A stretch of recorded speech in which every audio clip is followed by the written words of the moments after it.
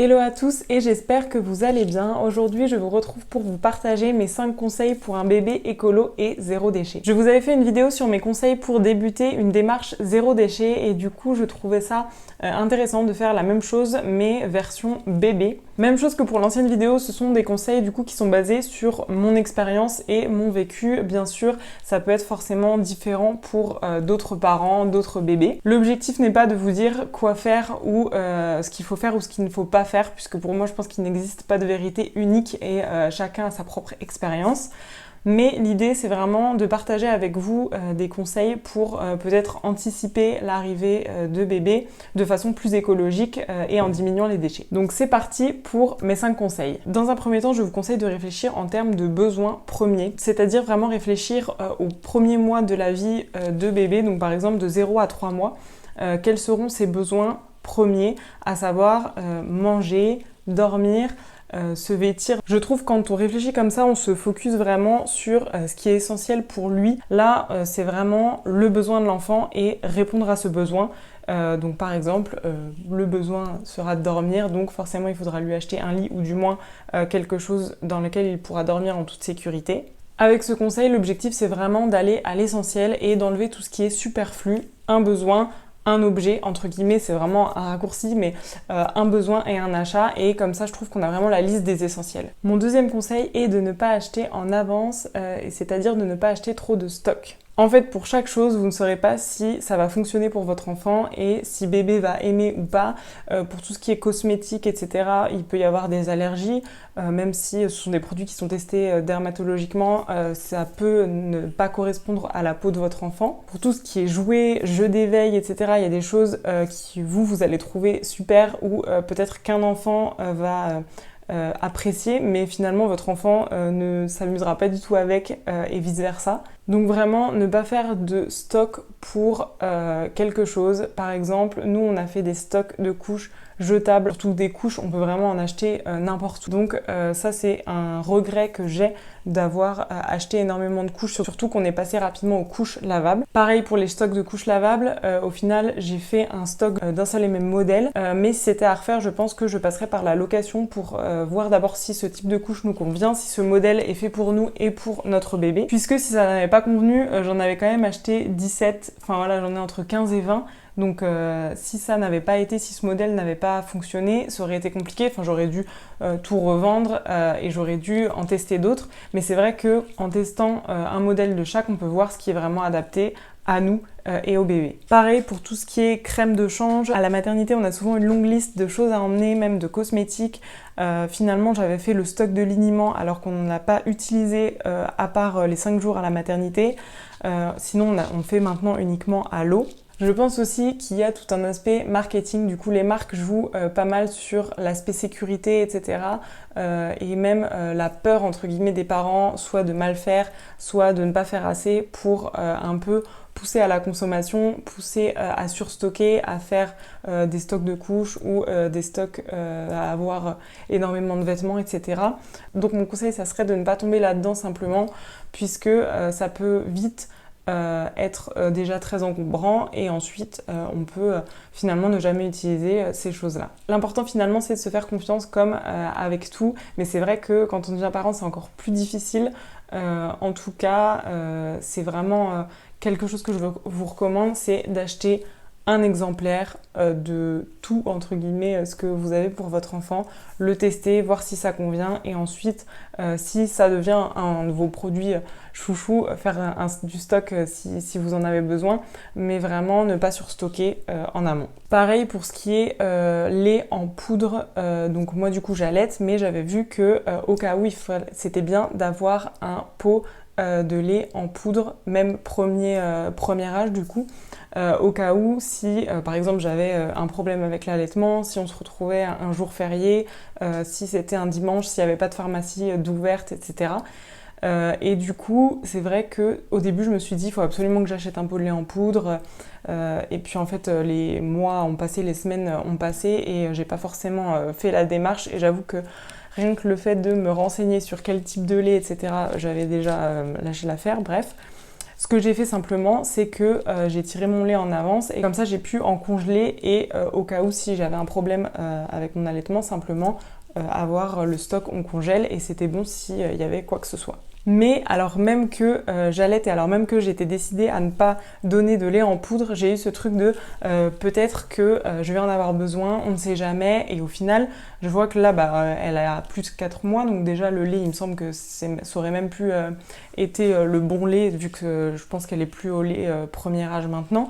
Donc du coup, je ne regrette pas de ne pas avoir acheté ce lait-là, puisque finalement il n'aurait jamais servi. Donc en effet, c'est vrai qu'il faut faire, voilà, du coup moi j'avais le stock de lait congelé, il faut quand même avoir une soupape et quelque chose qui est là au cas où si vous avez un problème avec votre allaitement, mais à y réfléchir, j'ai préféré voilà, simplement congeler mon lait que avoir une boîte de lait. Pareil pour le biberon, au final, je n'en ai jamais eu avant 4 mois, donc le moment où j'ai dû m'absenter, et c'est là où vraiment j'ai décidé de me renseigner et d'investir dans un biberon, alors que c'est le genre de choses qu'on voit sur les listes de naissance, par pack, etc. Là, nous, pour l'instant, on en a uniquement un seul. Et je pense que ça va nous faire quand même pas mal de temps, donc à voir par la suite. Mais après, c'est vrai qu'au début, même s'il y a un problème, on peut donner à la cuillère, on peut donner dans une petite tasse, etc. Pas forcément besoin d'avoir un biberon. Et c'est vrai que si on m'avait dit auparavant, voilà, si j'avais un bébé, que j'aurais même pas acheté de biberon pendant ces 4 mois, que j'aurais même pas acheté de couche jetable, ça m'aurait paru extrêmement étrange. Mais finalement, c'est vrai qu'en y repensant, j'en ai vraiment pas eu besoin. Donc ça permet de voir aussi la maternité, la parentalité autrement. Mon troisième conseil est d'acheter d'occasion. Alors, c'est un conseil qui peut sembler bateau pour un bébé écologique, zéro déchet. Forcément, on pense à l'occasion. Enfin, du moins, c'est un petit peu logique. Mais quand je vous dis occasion, c'est vraiment occasion pour tout. Mais tout. Il y a des choses vraiment d'occasion, j'aurais pas pensé forcément. Donc il y a tout ce qui est vêtements, tout ce qui est meubles, etc. Mais on a même des tire-laits qui sont d'occasion. Il y a même des mouches bébés qui sont d'occasion. Alors voilà, je sais que ça peut peut-être être compliqué pour certains de passer le pas sur ce genre de choses, mais au final, c'est des choses qui se nettoient très bien, qui sont il me semble que c'est en silicone le mouche bébé. Enfin, du coup, là, j'en ai acheté un pas d'occasion parce que elle est tombée malade rapidement, mais en fait, quand je vois ça, c'est hyper simple à nettoyer, donc ça me choquerait pas d'en acheter un d'occasion. Ça peut très bien être stérilisé ou ça peut très bien être lavé au savon de Marseille, désinfecté, etc. Tout ce qui est jouet, forcément, ça peut être aussi acheté d'occasion. Les couches lavables, moi j'en ai acheté une grosse partie d'occasion. Les moyens de portage, tout ce qui est écharpe, porte-bébé. Mon porte-bébé d'ailleurs, je l'ai acheté sur Vinted. Il y a vraiment tout qui peut être trouvé d'occasion pour bébé. Surtout que ce sont des choses qu'on utilise très peu. Il y a énormément de choses qui sont neuves. Donc vraiment, moi dès que je pense à quelque chose pour bébé, je vais direct regarder sur Vinted, sur Le Bon Coin. On a acheté son lit qui est entre guillemets façon Montessori, donc le lit au sol, la structure du lit qui est en forme de cabane, du coup on l'a acheté sur Vinted. Du coup maintenant vraiment je regarde tout ce qui est meubles, la table à langer, le plan à langer on l'avait pris d'occasion, bref vraiment tout ce qui est bébé. Les gens s'en servent très peu, il y a beaucoup de choses qui sont neuves, ça coûte beaucoup moins cher. Un conseil qui peut être bateau, mais regardez tout, vous trouverez tout d'occasion. Mon quatrième conseil, c'est d'aller au plus simple. Et ça, c'est forcément aussi un peu dur quand on est parent. On a toujours l'aspect marketing, l'aspect communication, l'aspect marketing des marques qui nous dit qu'il faut faire ci, qu'il faut faire ça pour être un bon parent, entre guillemets. Bref, je pense qu'il faut pas tomber dans le marketing pour bébé, mais notamment le marketing aussi zéro déchet par exemple. Je pense notamment au liniment maison. En fait, moi quand j'ai commencé à regarder tout ce qui était pour le change, j'ai vu que voilà, on pouvait changer bébé avec du liniment qui était quelque chose de gras, donc qui était plus simple pour décoller les selles, etc. Et je me suis dit du coup que j'allais faire mon liniment maison avec de l'eau de chaux, puisque c'est juste de l'eau de chaux et de l'huile d'olive. Et en fait, on a commencé par utiliser de l'eau tout court, donc de l'eau du robinet pour la changer. Et en fait, j'ai pas besoin de liniment. Enfin, du coup, je me dis, mais ça c'est pareil, je me dis, mais pourquoi on utilise du liniment? Qui en utilise? Est-ce que ça a vraiment un intérêt? Je ne sais pas.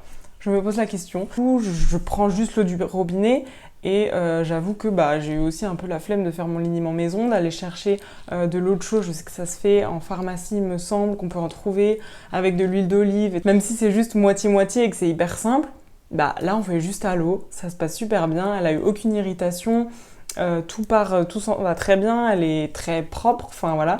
Donc ça aussi, je trouve que ça peut être un côté un peu marketing du zéro déchet, de tout faire au plus possible maison, donc c'est top, mais en fait juste pareil, de réduire, on peut juste réduire à la source, puisque du liniment, pour l'instant, je n'en ai pas besoin, donc ça va peut-être changer au fur et à mesure, et quand elle sera plus allaitée, parce que là c'est vrai que les selles d'allaitement sont assez liquides, mais pour l'instant, voilà, je vais juste me focus sur l'eau, on fait avec ça et ça marche très bien. Pareil pour ce qui est lingettes nettoyantes lavables, donc les lingettes pour le change. Au début, je voulais en acheter. Je sais que les tendances d'Emma, elles sont très bien. Il y a des petits gants qui sont lavables. Et en fait, après, je me suis dit, mais pourquoi juste ne pas couper des bouts de serviettes? Enfin, c'est des choses toutes simples, mais finalement, juste des carrés de serviettes. Il y a une partie qui est super absorbante, ça suffit largement. Enfin, au moins, du coup, tester au début avec ça. Donc après, par la suite, ma maman m'a fait des lingettes lavables qui sont en plus super mignonnes, etc. Mais c'est vrai que de base, je pense que j'aurais juste coupé des bouts de tissu ou des bouts de serviettes qui sont en matière adaptée pour le change, mais ça aurait très bien suffi sans avoir besoin d'investir dans des lingettes lavables. Donc mon conseil, c'est vraiment aller au plus simple. Parfois c'est difficile quand on a tous ces aspects marketing qui nous poussent à acheter énormément de choses, mais essayez de réfléchir vraiment, voilà. Aussi, ça reprend le premier point que je vous disais, le besoin et la chose qui y répond, et essayez vraiment de simplifier au maximum pour vous faire gagner déjà en économie. Et je trouve que aussi, mentalement, c'est beaucoup plus simple d'acheter moins de choses, d'avoir moins de choses, d'accumuler moins de choses et d'avoir besoin de moins de choses pour un bébé, parce que je trouve que ça rajoute aussi une charge mentale en plus et on se dit avec un bébé, il va y avoir énormément de choses, alors que ça peut être très simple. Et enfin, mon dernier conseil qui aurait pu être le premier aussi, c'est donc forcément bien se renseigner sur tout ce dont vous aurez besoin, mais surtout ne pas culpabiliser, ne pas se comparer et vraiment faire à l'instinct et faire ce que vous ressentez vous. Chaque bébé, chaque parent, chaque couple est différent et vous aurez des besoins qui seront différents de chacun de vos proches, chacun de votre entourage, chacun de vos amis.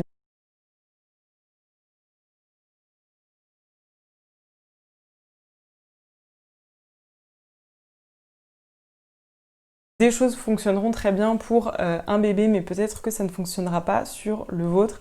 Et vraiment ne pas culpabiliser de ce qui va se passer, vraiment en amont. Essayez de se dire que de toute façon, vous avez fait, vous imaginez peut-être que ça se passera comme ça, mais ça se passera sûrement pas comme ça. Avoir une idée de ce que vous voulez, je trouve ça super bien, donc se renseigner un maximum pour savoir tout ce qui peut se passer, savoir tout ce qui existe, mais faire vos choix en se disant que la vie aussi fera son cours entre guillemets, et donc il y aura forcément des choses qui ne se passeront pas comme prévu. Pareil, faire avec ses habitudes de vie. J'étais vraiment pas pro poussette. Par exemple, je me disais oui, je pense qu'on n'aura peut-être pas de poussette, on fera que du portage, etc. Finalement, vous voyez vraiment au fur et à mesure, je voulais pas investir au début, mais finalement ça s'est fait et on a eu une poussette. Et aujourd'hui, je trouve que c'est quand même super pratique pour faire de longues balades. Le portage, c'est super, mais c'est vrai que moi, ça m'a fait très mal au dos rapidement. Enfin, quand on vient d'accoucher, on n'est pas forcément super en forme. Et du coup, c'est vrai que porter toute la journée, porter pour des balades, etc., moi personnellement, ça m'a fait très mal au dos, même si je trouve ça pratique pour quelque chose d'appoint, mais j'ai du mal à porter pendant de longues heures. Donc je trouve que la poussette, c'est quand même un indispensable pour nous aujourd'hui, ce qui n'est pas du tout pour certaines personnes. Donc en fait, vraiment... ne faites pas de plan sur la comète. Bien sûr, renseignez-vous au maximum sur vos besoins, sur ce que vous souhaitez pour vous, pour votre enfant, parce que pour moi, je pense que c'est l'information aussi qui fait qu'on est prêt à accueillir cet enfant et qu'on est prêt au mieux mentalement. Mais ne soyez pas déçus, ne culpabilisez pas. De toute façon, votre aventure sera différente de celle de votre entourage et de celle de n'importe qui. Donc faites avec votre enfant qui est unique, faites avec votre personnalité, votre couple, etc. Et tout se passera au mieux. Voilà pour ces conseils, en tout cas j'espère qu'ils vous auront plu. N'hésitez pas à me dire en commentaire les choses que vous auriez aimé savoir avant d'avoir un bébé. Je pense que ça peut peut-être en aider plusieurs si vous voulez les partager. N'hésitez pas également à vous abonner à ma chaîne si le contenu vous intéresse. Je poste une vidéo tous les dimanches à 18 h. Et je vous retrouve la semaine prochaine avec une nouvelle vidéo. Ciao!